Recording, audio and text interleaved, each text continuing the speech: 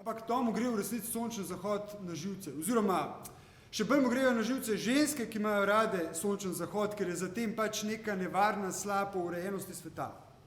Tako sprašuje se, wow, kaj folk počne takole med čakanjem? A imajo kakšne ful super ideje v glavi, ne?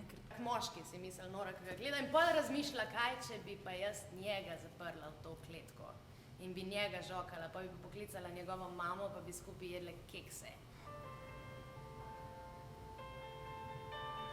In zdaj se pelje v vlaku in gleda skozi okno jase, hribe, ki jim pravi skoncentriran dolg čas.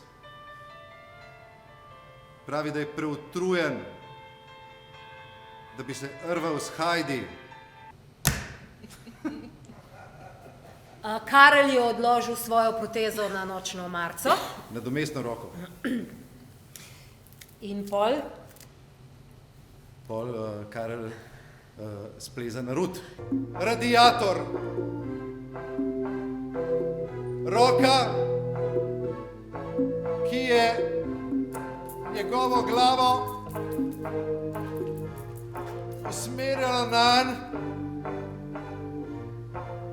Pri vseh teh zgodbah so pa najpomembnejše ženske. Ženske so prva stvar pri teh zgodbah. In to Toma čist fascinira. Jo, prosim, ne gre z njo.